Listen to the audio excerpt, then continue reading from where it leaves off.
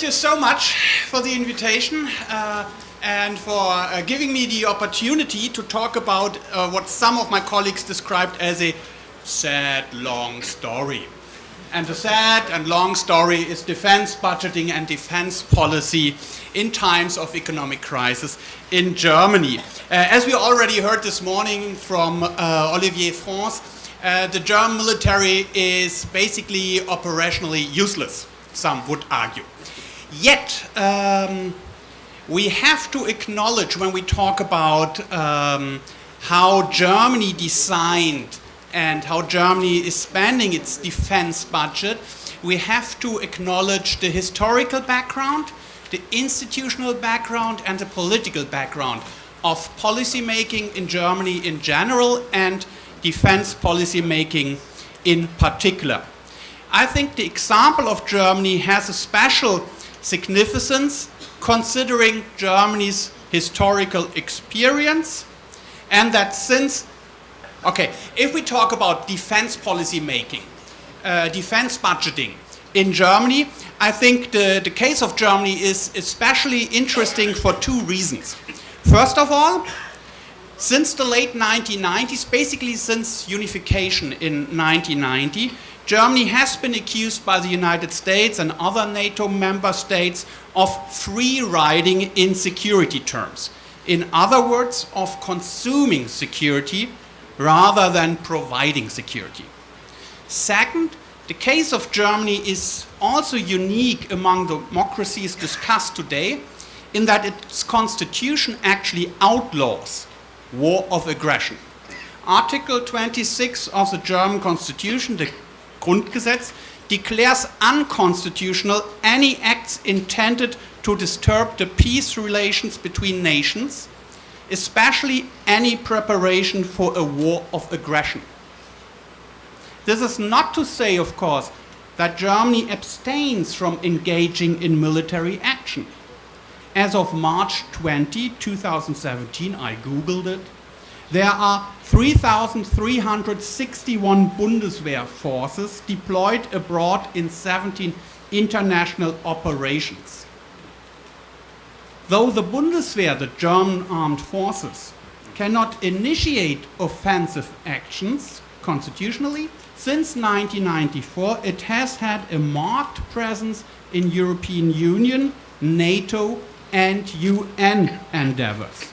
And furthermore, since unification in 1990, the German army, the Bundeswehr, has been undergoing a breathtaking reduction in force, reorientation in missions, and quasi-permanent process of transformation of its organization, tasks, and the training of its soldiers. Moreover, Germany, as most countries in Europe, experienced defense retrenchment since the early 1990s, reflecting a mix of different influences. The German unification, the end of Cold War, shifting security environments, but also the economic crisis of the late 1990s and the early 2000s. And as I understand, this event is particularly interested in analyzing how countries under financial economic stress plan their defense budget, implement their defense budget, and how they develop and realize defense policy under economic stress. The interesting thing with Germany is the economic stress was not in 2008, 2012, so during the global economic crisis and the Eurozone crisis, because Germany, as I will show you, experienced pretty much only 12 months of economic crisis. And today, while the Eurozone as such is experiencing a deep and ongoing economic crisis, Germany's economic situation is perhaps better than it has been in the past 30 years, including very low unemployment rates.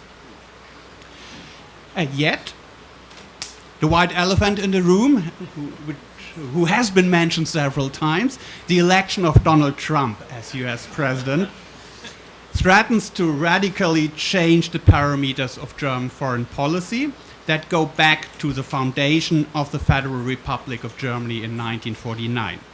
From 1949 until 1990, West Germany and after 1990, Germany had benefited from a particular configuration of the liberal international order in which the United States did not only provide security, but also acted as a consumer of last resort. Germany is thus particularly vulnerable, even compared to other EU member states like France and the United Kingdom, to an addiction of US leadership.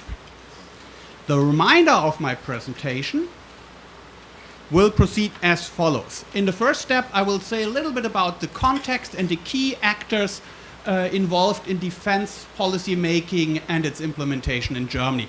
The bottom line here is Germany is a so-called grand coalition state. That is, as a consequence of the German system of government, plus German federalism, plus the particular type of party system, plus a consensus-oriented political culture, the German political system is one in which many political actors, veto players, have a say.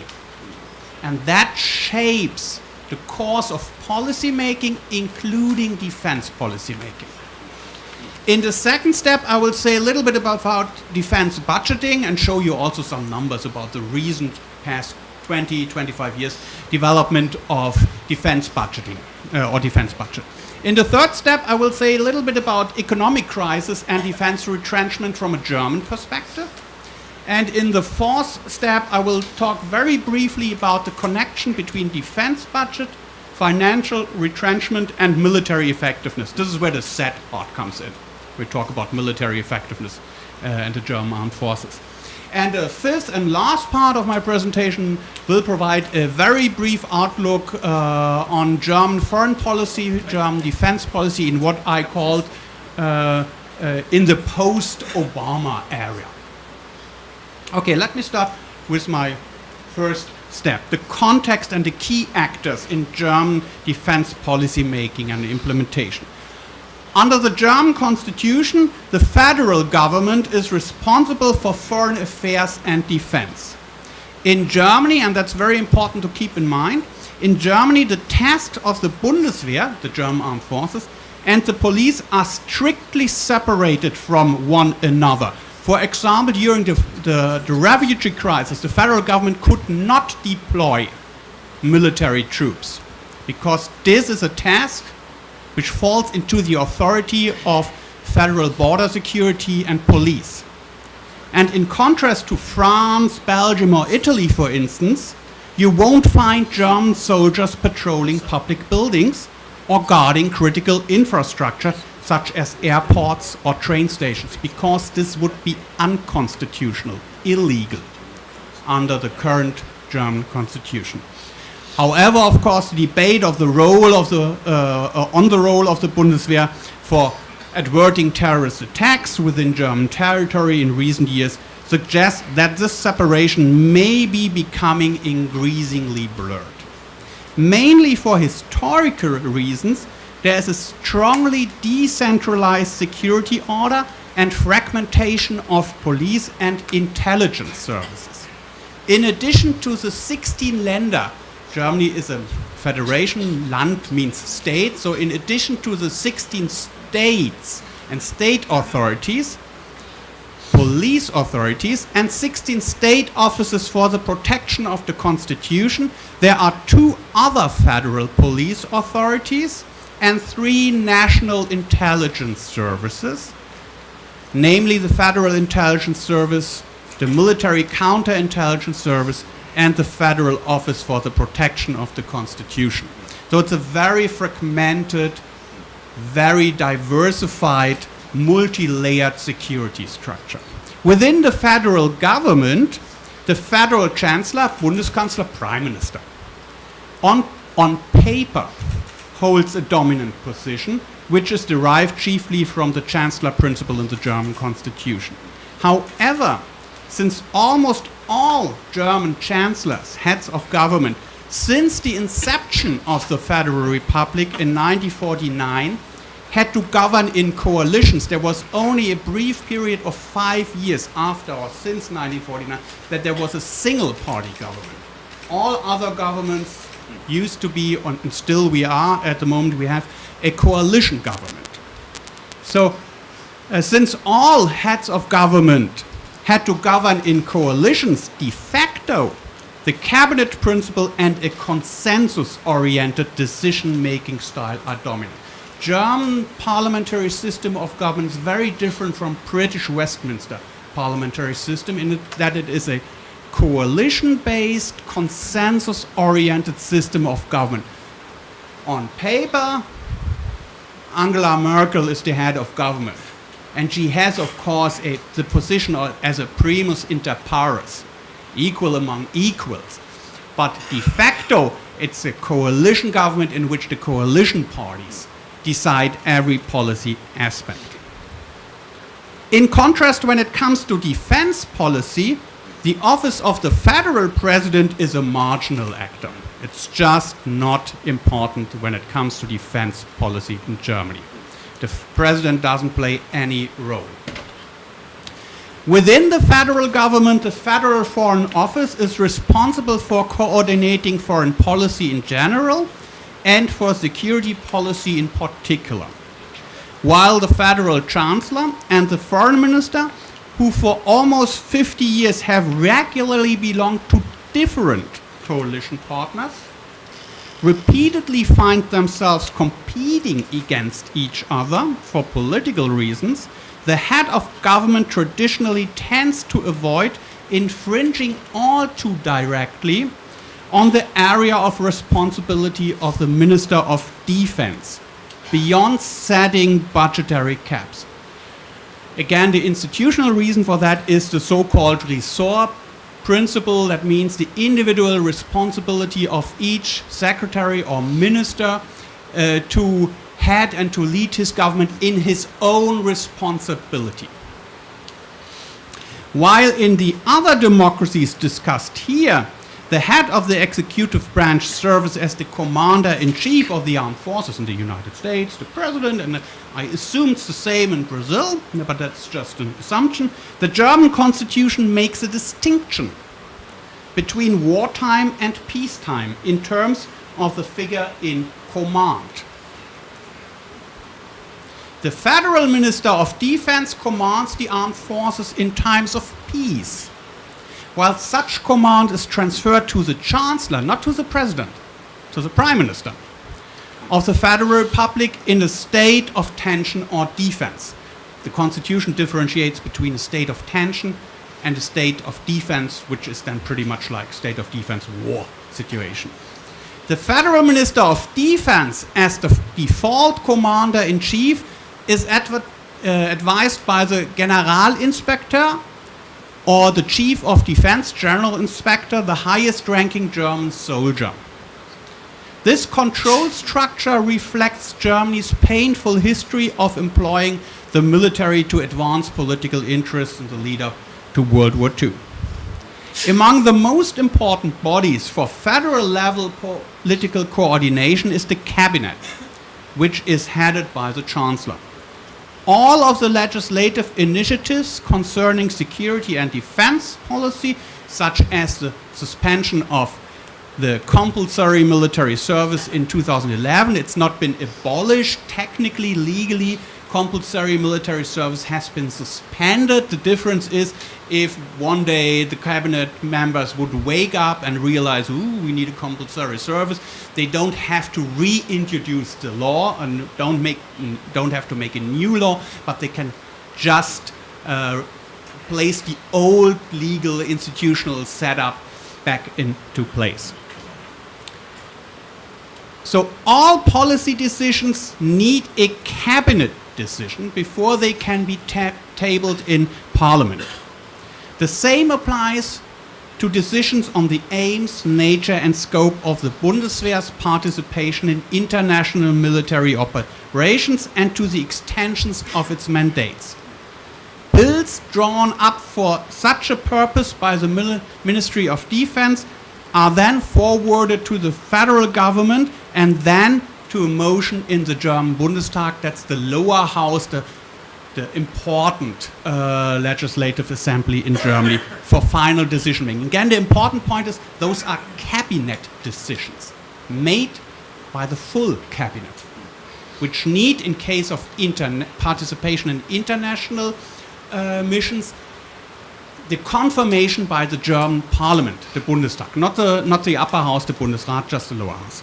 One of the most important developments in security policy in recent years in many Western governments has been the establishment of a National Security Council to formulate and execute a more comprehensive and objective defense policy.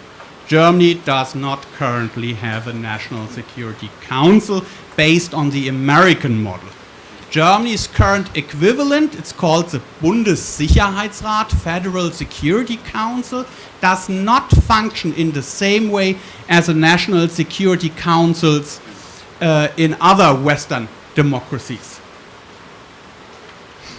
Germany's Federal Security Council is comparable to the national councils of other countries in name only. The Federal Security Council exists as part of the cabinet with a small administrative office in the Chancellery, counting the Chancellor and the Ministers of the Foreign Affairs, Economy, Finance, Justice, Development and Interior Ministers among its members.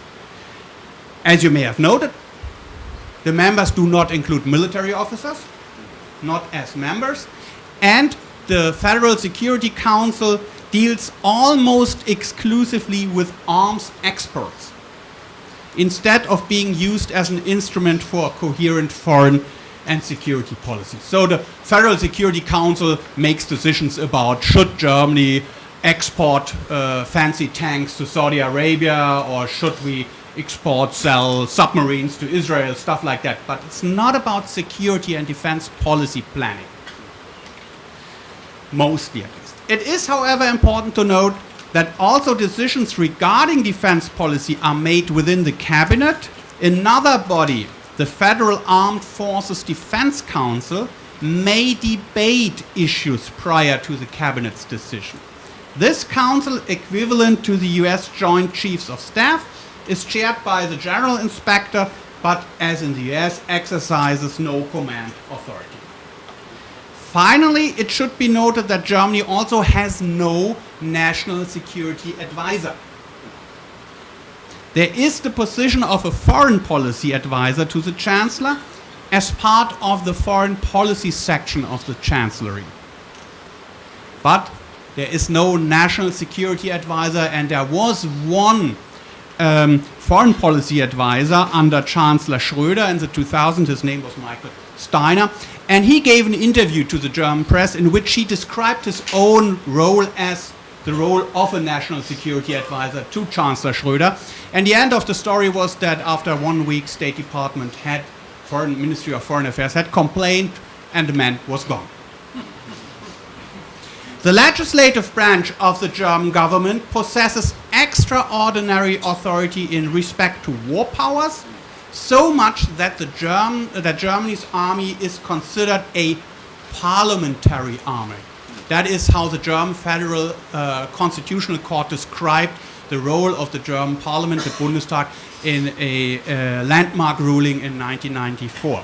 The Federal Constitutional Court, in its landmark decision in 1994, which was the so-called out-of-area ruling, clarified that according to Germany's constitutional structure, all involvement of German forces in external situations, that means out of area, out of NATO area or NATO territory, where imminent involvement in hostilities is likely, requires the approval of the parliament. The Bundestag, however, does not have the authority to dictate much more than a simple approval to initial or expanded involvement. That is, the German government cannot send troops to Iraq, for example, without approval, prior approval, from the Bundestag. Yet, the German parliament cannot request sending troops somewhere, It only, or it can also not request to end participation in the mission. It can only, or it has only the authority, the right, the power to make a vote on the initial decision to send troops, suggested by government, or a vote on the suggestion made by the government to end a mission. The Bundestag scrutiny of the federal government and approval of military action underway are conducted by its Defense Committee and its Foreign Affairs Committee, two different committees. While the Foreign Affairs Committee is the lead committee in preparing the recommendation for a decision on a mission abroad, the vote of the Defense Committee has a critical role.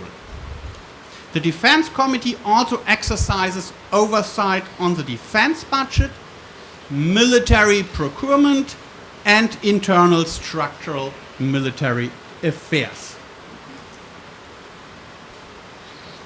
According to Transparency International's Transparency of Defense Budget report, Germany is an example, I quote, of a country with strong budget transparency. Both in law and practice, citizens are able to access detailed defense budget information in a timely manner. There is a well-established and functioning defense budget process with clearly defined roles and responsibilities and regular independent control conducted by the State Audit Commission, the Bundesrechnungshof. By definition, the defense budget is part of the federal budget. In addition to the short-term budget plan, there is a second budget plan which is called the Federal Financial Plan that deals with medium-term financial planning. The defense budget is officially named Departmental Budget 14. That's the defense budget in Germany. Of course, as in other countries, not all expenditures are really under the defense budget. The short-term budget plan, which is passed as a budget act by the parliament, only the lower house, not the second, the upper house, the Bundesrat, provides a binding foundation for the implementation of financial measures taken by the government within a specified period of time. It has to be set up every year, and it has to contain all revenues and expenditures. The budget plan fulfills different functions and is an instrument of democratic control. The most important function is, of course, the planning function.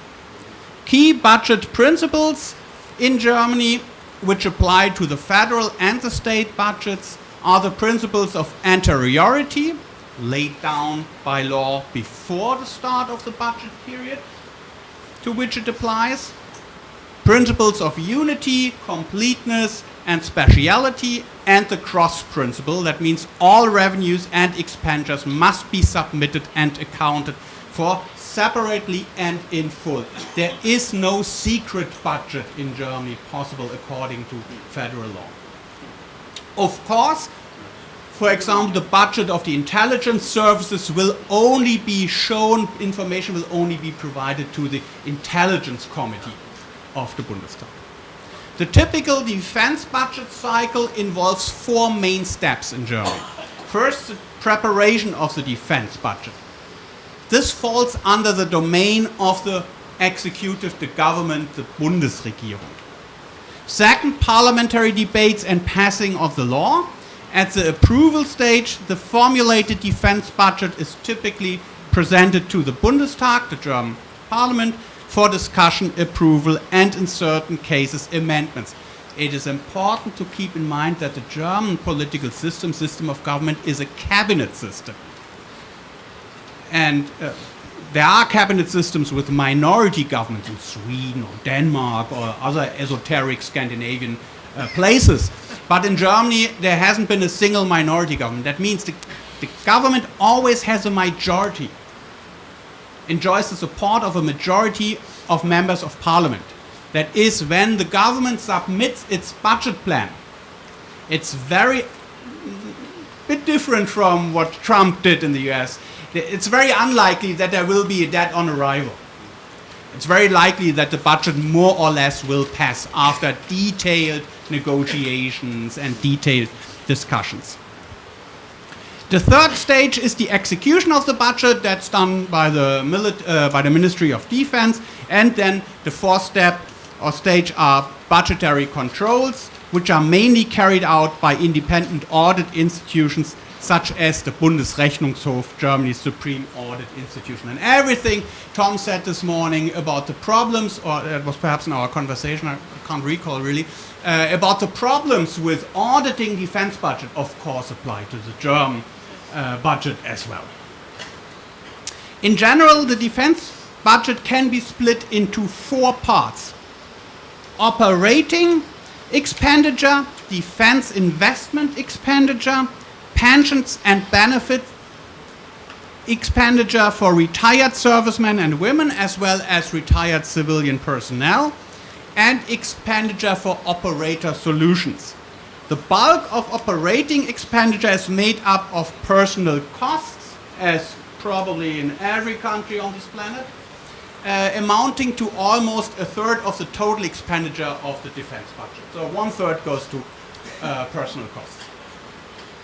Before conducting a time-related analysis on the defense budget, I will show you briefly the long-term development of the importance of the defense budget since the late 1980s. This is shown here in this figure. When you look at the relative proportion of defense expenditure compared to the overall federal expenditure, it becomes quite obvious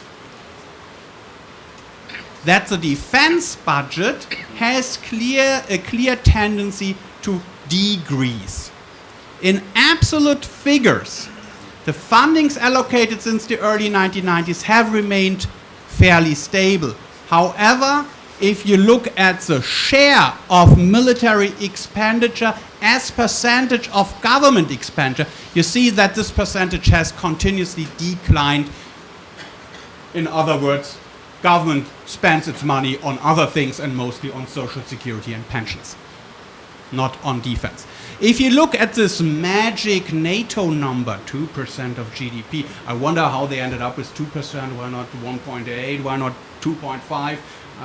I don't think there's a theoretically deduced argument for 2.0 of the GDP, but if you look at this magic number, military expenditure as percentage of gross domestic product, you'll see that the German government is either unable or unwilling, or both, to fulfill the 2% criteria. And in 2015, the military expenditure as percentage of gross domestic product even declined to 1.2% of GDP. In the discussion, just last week there was this foreign minister meeting of the NATO member states, and Secretary Tillerson had a remarkable meeting with the German foreign minister. Can talk more about that in the Q&A. The bottom line was that it seems the Trump administration called for, requested, demanded, or asked for a detailed plan to be developed by the German government until May 26, outlining how Germany plans to increase its defense budget up to 2% in the upcoming 4 years. And so until 2022, I think. And if we look at the military expenditure in absolute terms, this would probably mean that Germany would have to increase its defense budget by about 80% within 4 years. From 1.2 to 2.0% of GDP. How that could be politically feasible, I'm not sure. And I'm also not sure what we would do with roughly 70 billion US dollars. We could buy some aircraft carriers to patrol the North Sea, or we could buy some nuclear submarines to patrol the East Sea. So it's not quite clear what Germany should really do with such a large defense budget. Nevertheless, the numbers are pretty clear. What you see here is Germany spends very little in relative terms on defense, and the percentage of government money that goes into defense or military expenditure is declining. And despite all this debate in Germany how much the defense budget should increase, there is a consensus that the defense budget should increase, actually. But the 2% number that's just a number introduced by NATO for whatever reasons. So take a quick look at the structural development of defense budgets since the establishment of the German Bundeswehr, West German Bundeswehr at that time in 1955. Split into categories: operating expenditure, maintenance, defense investment expenditure, and operator solutions. The figure clearly shows a shift that took place away from defense investment expenditure to personal costs from 1955 to 2012. And a few supplementary remarks, I think, are in order with regard to personal costs. In comparison to 1989, the last year before German unification and the end of the Cold War or the end of the East-West confrontation, military personnel strength had been reduced by almost half by the year 2012, from more than 300,000 military personnel down to around 160,000. And civilian posts declined by about 40%. Nevertheless, personnel costs have risen by roughly 10% in both civilian and military category. One reason, of course, is inflation. The other is the fact that relatively low-cost personnel categories, such as conscripts and extended service volunteers, have been abolished, and the respective personnel have left the military in large numbers. So if the aim of the suspension of conscription was to decrease personnel costs, that didn't really work.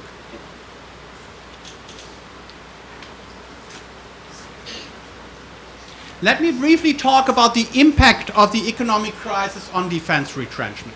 Following unification in 1990, the German economy experienced a boom in the 1990s, yet real GDP growth flattened in the early 2000s, with close to zero and negative real growth in 2002 and 2003, but became stronger again from 2004 onwards, with real GDP reaching its pre-crisis peak in 2008. The share of the unemployed population, that's the right-hand figure or graph, sharply increased after reunification and continued to rise in the early 2000s and reached a peak in 2005 when 4.5 million people were seeking work. The surge in unemployment put the center-left coalition of Chancellor Gerhard Schröder under enormous pressure. The government enacted labor market reforms, and since then the unemployment rate has been declining, and to the surprise of many observers, it did not soar up since 2008-2009. The labor market situation, as the economic situation in general in Germany, is very, very different from Southern Europe or from France, for example. Unemployment rates have hit record lows. GDP growth is stable at around 2.5% since 2011. So in contrast to the rest of the Eurozone or the rest of the European Union, Germany is currently experiencing not an economic crisis, but a period of solid economic growth, low budget deficit, actually there's a budget surplus at the moment, and very low unemployment rates. Nevertheless, Germany or the German government reacted to the immediate fallout of the economic crisis in 2008-2009 with budget cuts. Cuts have been made in particular to liquid resources and public administration, and a military reform which is effective since 2013. Yet, as you see here, those are absolute numbers in changes in billion euros. As you see, the budget cuts have been very modest. Before the Eurozone crisis, Germany had one of the largest defense budgets in Europe and one of the largest in the world. But as we have seen this morning, the presentation by Dick, whatever that means, one of the largest defense budgets in the world compared to the United States of America. Nevertheless, before the Eurozone crisis, the economic crisis of 2008, 2009, Germany had one of the largest defense budgets in Europe and one of the largest in the world. During the worst phase of the Eurozone crisis, Germany too decided to retrench its military and defense budget, yet it did so while trying to align in its defense policy with the standards of its allies and the expectations of its allies. You see here in this figure how the defense spending as percentage of GDP developed for the EU4, the big four economies in Europe, Great Britain, Germany, France and Italy, and the EU27 and NATO Europe averages. While Britain and France spent much more than the EU27 and NATO Europe averages, Germany is unique among the big European economies for consistently dedicating a smaller percentage of its GDP to defense than other states and groupings. That is, the reduction in or retrenchment of a defense budget has not been a direct consequence of the economic crisis, but it just reflects a long-term trend. Since 1990, Germany left of the center governments, right of the center governments, and grand coalition governments of both left and right of the center governments have continuously decreased and reduced defense expenditure and military expenditure. You see here the reduction as a consequence or as a reaction of to the economic crisis, the reduction in personnel. In 1990, you see the German army, the Heer, had about 340,000 personnel. It's going to have 61,000 in 2018. Air Force, Navy, and the Joint Support Service, Streitkräftebasis, show a similar trend. The Joint Support Service trend is different because that was introduced in the 2000s, late 1990s, early 2000s. And also there has been a reduction in civilian staff of the military Ministry of Defense. As a consequence of, or as a reaction to the economic crisis, there had also been cuts in procurement projects. You see here just some numbers. We show you how German government, the cabinet, reacted to the economic crisis by reducing the number of infantry fighting vehicles ordered, combat helicopters, support helicopters, combat ships, and so on and so on. It's important to keep in mind, however, that there already had been a discussion in German politics about reducing the size of these procurement projects for political and financial reasons. So the economic crisis in 2008-2009 was a window of opportunity for the government parties to introduce further cuts into procurement projects and into the personal structure of the military. The crisis was not the reason, it was just a convenient possibility, convenient window of opportunity to introduce policy changes which had been discussed and debated for quite a while before the crisis actually happened. The approach of the German government with regard to restructuring defense budget and armed forces under the conditions of economic crisis mainly combine three principal measures.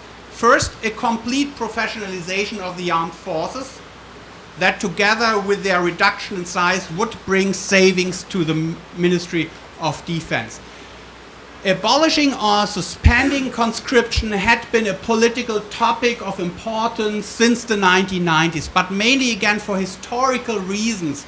The predominant mode in German politics was not to abolish conscription in order to integrate, link armed forces and society. So it had nothing to do with criteria of military effectiveness, but mainly with integration of the armed forces into society.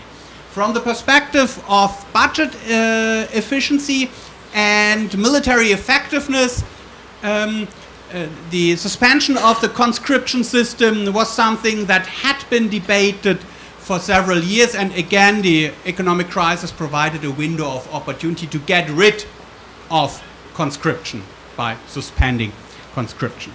Second, the Bundeswehr the German armed forces, would restructure its territorial organization, closing bases to form larger military centers and create economics of scale.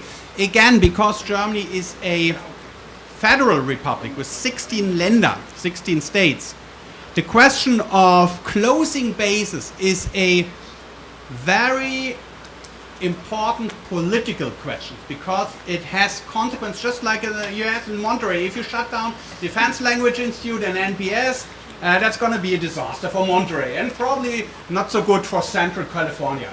Probably Nebraska, they would say, oh, I don't care. Maybe they move it to Nebraska. Wonderful. Same situation in Germany. So base closures are an intensely political question. So again, economic crisis provided a window of opportunity for restructuring the territorial organization of the German armed forces, closing bases, creating economies of scale. Moreover, the Ministry of Defense would renegotiate a large number of procurement contracts with its domestic contractors, reducing the short to medium-term burden of acquisition, as I've just shown, and eliminating material considered superfluous for the new armed forces.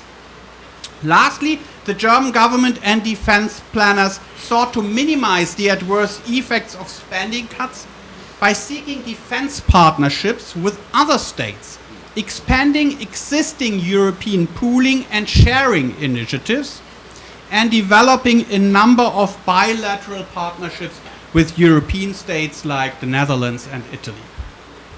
Since unification in 1990, as I've just described, Germany's military has seen a fairly breathtaking reduction in force and reorientation in missions outside of Central Europe. Nevertheless, as we have heard this morning, the German armed forces are operationally pretty much useless, it is said, and that might be a very harsh evaluation, but almost all observers within the armed forces, in politics and the academia, agree that military transformation, as it is called in Germany, since the 1990s has attained less than one would have expected as outcomes and what would have been desirable from today's point of view. And this is mainly due to four reasons. First, policymakers in Germany have been too slow to take care of the requirements of the new security landscape in and beyond Europe, and to change the way of thinking about old and newly emerging security threats, and about the role of the Bundeswehr in a rapidly changing security environment. If you go through the Defense White Paper of 2016, you will see two contradictory statements. One is the goal, the aim of military transformation is to improve the Bundeswehr ability to participate in out-of-area operations, international missions. At the same time, the Defense White Paper states that the main responsibility, main task of the German armed forces is territorial defense. Creates some problems. Second, the military leadership of the Bundeswehr, and I'm sure you know that from Brazil as well, has not developed a successful recipe in order to overcome internal organizational persistence and difficulties with its own bureaucracy. It's not only the slowness of civilian bureaucracies which make military and defense budget reforms difficult, it's also bureaucratic resistance from within the armed forces. Third, Germany has not succeeded in getting an enlightened and informed public debate about the future of the Bundeswehr, as well as about its new military task. We have heard this morning that people in the US, citizens in the US, may care about national security issues, national defense, but they don't know much about it. We've heard about France that the national security discourse is pretty much a top-down affair, and the public is not involved in the national security debates and discourse. In Germany, a bit similar to, it's a kind of a mix between the US and France, I would say. There hasn't been really an enlightened, a broad debate about German security policy, German defense policy since the 1990s until 2008, 2009. But that's not the reason, or the reason for that is not that this is a top-down affair monopolized by bureaucratic forces who do not want to involve civil society or party politics. It's just a general unwillingness of the German public, including political parties and political decision makers, to engage in thinking about strategies of national security and strategies of national defense. This can be explained with reference to the German history and political culture. And fourth and final, another important factor determining the pace and the not so impressive results of German defense reform is a set of restrictive domestic material power relations, as I would call it, which have restricted the federal government's autonomy in defense policy. Germany is a grand coalition state. If you really want to reform issues of military policy, defense policy, when it comes to defense budget, territorial issues of territorial reorganization, in many cases, the upper house, the second chamber of parliament, the Bundesrat, also has a say about such laws. And in the Bundesrat, it's different. The second chamber, second house, upper house is different from the US Senate. The upper house in Germany represents the governments of the federal states, not the federal states. So it's the governments of the states who send their representatives to the upper house, the Senate, or however you want to call it. And that means, because of the state of German party politics, that virtually all political parties which are represented in the Bundestag, government and opposition parties, are represented in one or more state governments and participate in decisions in the second legislative chamber, the upper house. That is, all parties in one way or the other form a grand coalition. 5 parties, 16 state governments, 1 federal government and 1 federal parliament. And they all have to agree on, not always, but on many issues. About 60% of laws passed by the lower house need support in the upper house, the German Bundesrat. About 60% of all laws. In the upper house, the state governments participate. Not the citizens of the states, the state governments. That means all the other parties who are not in government on the federal level are in government on the subnational level, and in one way or the other they also participate in these political decisions. So that's a fourth reason. Then we have seen this wonderfully made, to quote the US president, wonderfully made, beautiful figure graph about the actors who are involved in defense policy making or national security issues in the US. And many of these actors you've mentioned, they also of course play a role in Germany. Lobby groups, commercial actors, business groups, businesses, civil society, media, they all in addition play a role in Germany as well. So let me come to the end, to the outlook, the end of my presentation. Germany's security and foreign policy in the post-Obama era, as I have called it. For obvious historical reasons, Germany's defense spending has been relatively low, as you have seen, over the past half century compared with the size of its economy. I think this is the important factor. The important indicator. Military expenditure as percentage of GDP. It's not surprising that the US spends more than Luxembourg. Because Luxembourg has only 500,000 inhabitants. Of course they spend more.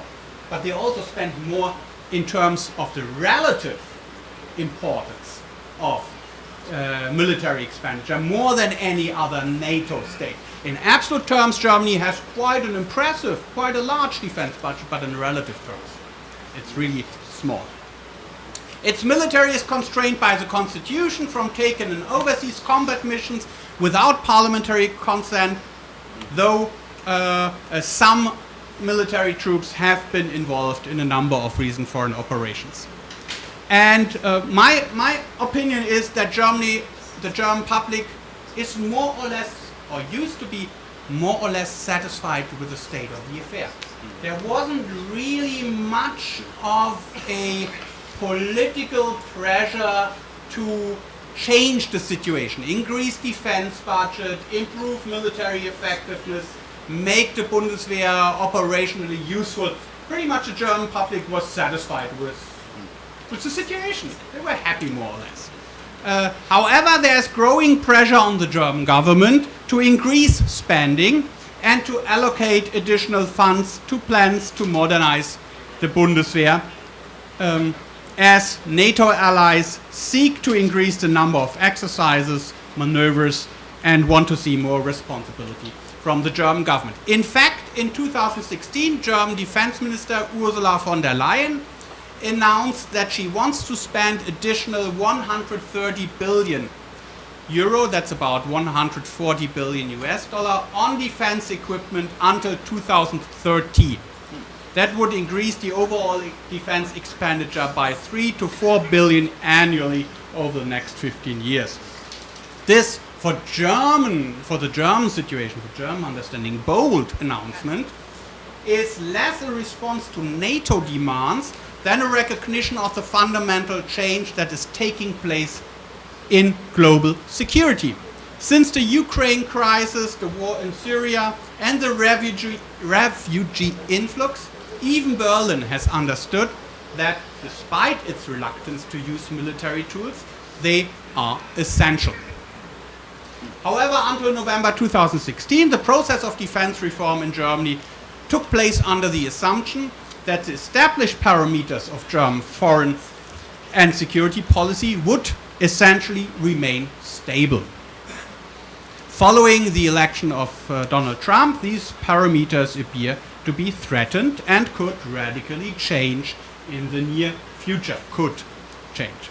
From 1949 until 1990, West Germany has benefited from the economic support and the security support of the United States of America. But under the Trump administration, the United States may now cease to do so altogether. Germany, because it depends economically on the American market and politically on the security provision by the United States of America, is particularly vulnerable to an addiction of US leadership, as I said at the beginning of my presentation. In particular, Germany is vulnerable in two ways that go beyond the vulnerability of comparable member states of the European Union like France or the United Kingdom. First, the withdrawal of the US security guarantee would force Germany to rethink its security policy and perhaps even its attitude to nuclear weapons. I think it's very unlikely that there would ever be enough public support in Germany for a German government to decide Germany should have nuclear armament or nuclear weapons. I think that's very unlikely that this would happen.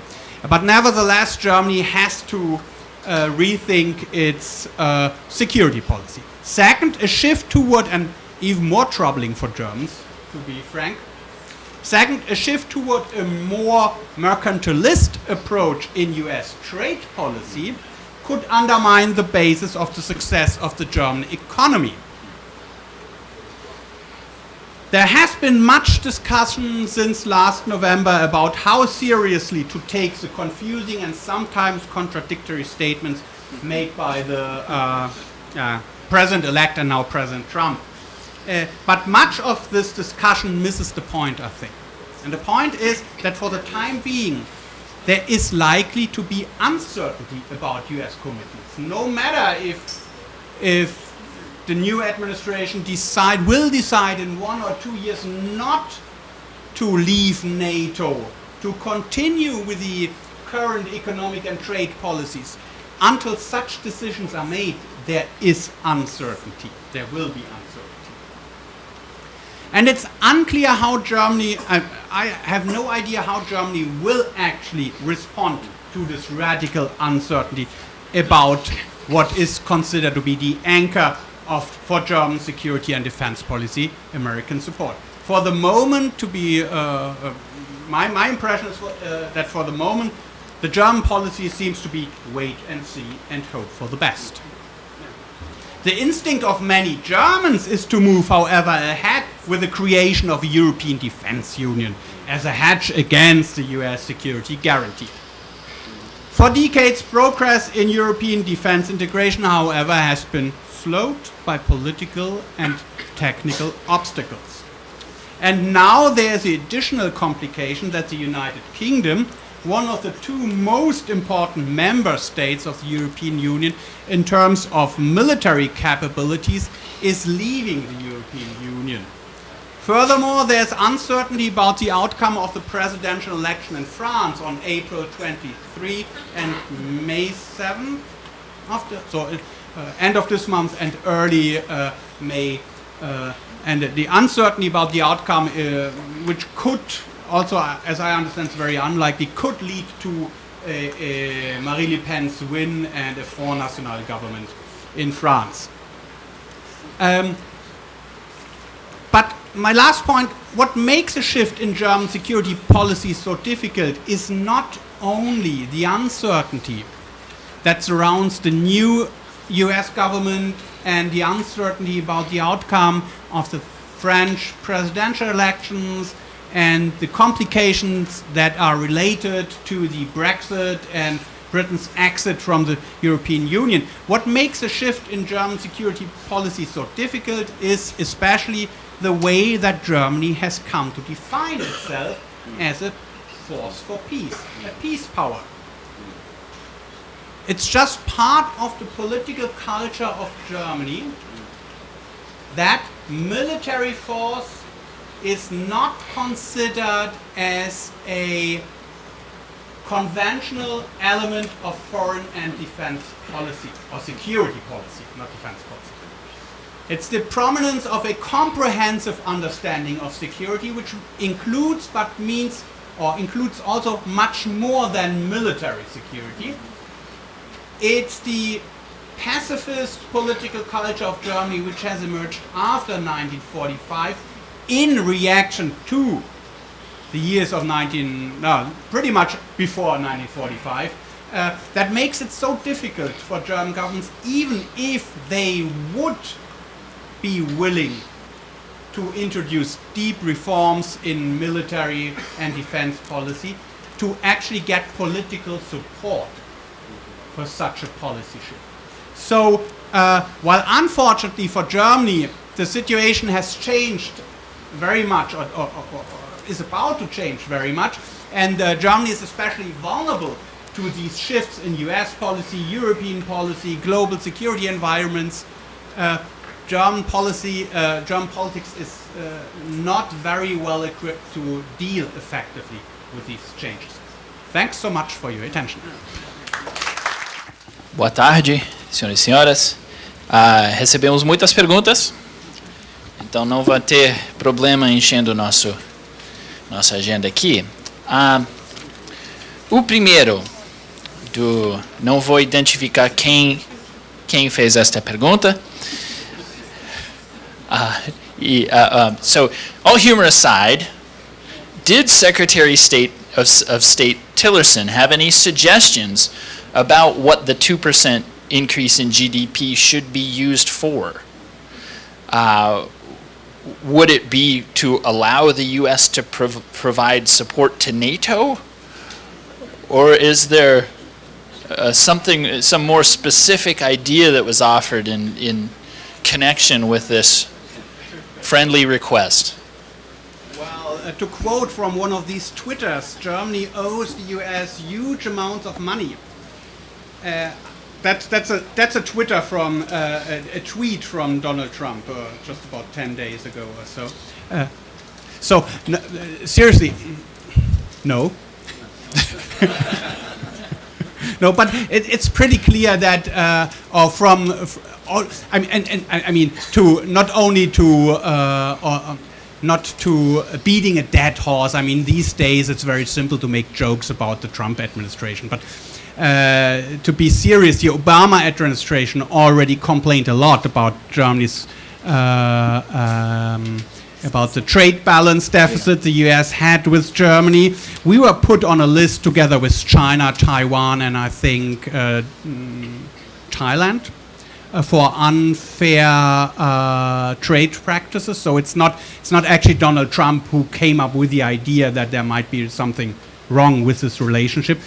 And the Obama administration also demanded from Germany, and I think that's what is behind this request or this pressure for increasing defense budget. Already the Obama administration wanted to see a larger role of Germany in international missions, or ranging from Afghanistan to the Balkans, where Germany and the Balkans played a very prominent role. ISAF Germany played a very important role, has been downsized. So I think the main idea is that Germany would play a more prominent, more important role in out-of-area operations. But again, you have to keep in mind, it's not only a question about, and Tillerson has to keep in mind, it's not only a question about increasing the budget. You always need a majority in the German parliament before you can send troops to somewhere. Acabo de receber mais 4 perguntas. I'm going to move to a related question, which is that the German defense industry is known and respected in a number of niches, right? Known for tanks. KMW is known for producing tanks. ThyssenKrupp is famous for its submarines and ships. And Heckler & Koch are known for their firearms. However, in the aerospace area, Germany's industrial participation is integrated into larger European supply chains. If Germany were to take seriously this 2% number and expand its expenditures, where do you see that spending playing out? Where would it be easiest for, or most likely for, Germany to increase spending? And in the aeronautics area, do you believe that this would impact Germany's future? Would they be likely to pursue a more independent activity in that piece of the industry?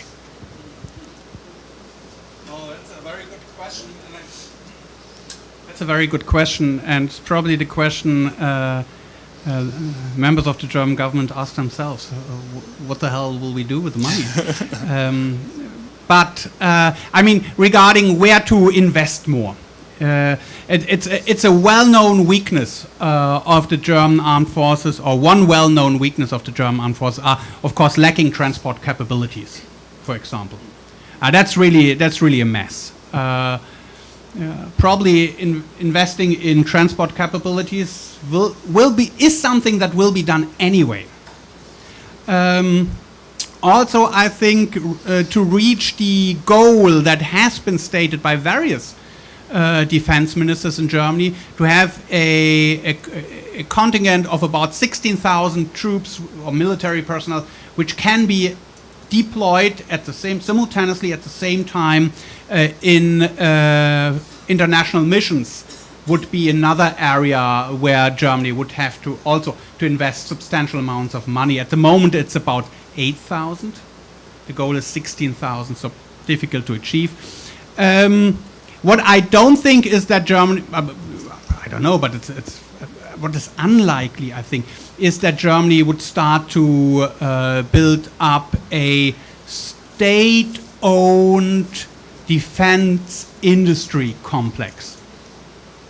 And especially because the example that was mentioned, Airbus, the European consortium, and one of the largest companies worldwide in producing airplanes. I mean, Airbus is such an politically important project because it brings together Spain, Germany, France, and a number of other European governments that I really have difficulties to imagine that a German government would follow or develop and implement a policy that could really create some kind of competition to Airbus.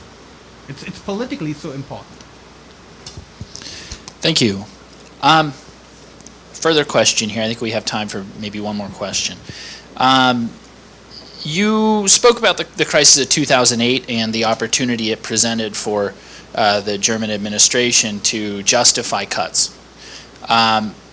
With the current situation in Europe and particularly in Germany on refugees and terrorism, is there any thinking that these would act as sort of counter justifications, right? Reasons to maintain defense spending or increase it? And are there groups within Germany articulating that position? Yes, definitely. I mean, a bit similar to France, there is a grand consensus among the main political parties about